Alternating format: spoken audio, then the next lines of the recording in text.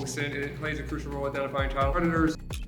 Predators are found on all applications, not just dating apps, not just hookup apps, social media, and all of these games have open chats with strangers. On platforms such as Sniffies, there's other apps. This has nothing to do with the LGBTQ+ community. It happens to be a platform that makes things really easy for anyone, but specifically a child, to end up in a bad spot quickly because your location is being shared live as you use the application. This app, Sniffies, so when you go to that website, you have two options. All you need to do is click that use anonymously button there. No email username required. The next question is, how old are you? If you skip past 18 years old, that's the only verification that they do.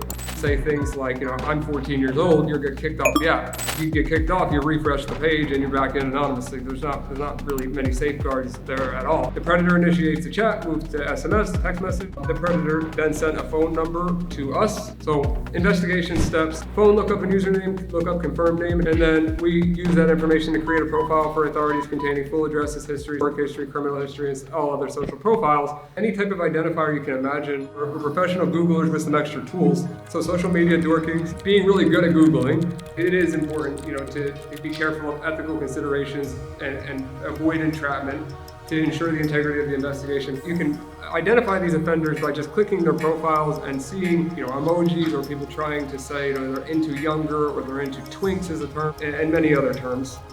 Focusing on the patterns of behavior that may indicate grooming tactics, and that's getting easier and easier with AI rather than having to sift through all of that, one by one, trying to figure out what's what. When you chat with the suspect, very important stuff. Make sure that you are time-stamping, storing, proving that you're not in possession of child sexual abuse material. If you happen to accidentally be in possession of CSAM, that you know what to do with it and who to report it to. Privacy laws, make sure that you're not violating anybody's privacy that is not a predator in this process. So working in tandem with law enforcement, and a lot of people ask, well, how do I get started with that? I'm very blessed to have that opportunity, but what everybody can do, if you have the ability to do something and you want to do something, join an NGO. Almost all of the ones in this space are going to be working in parallel with some type of law enforcement.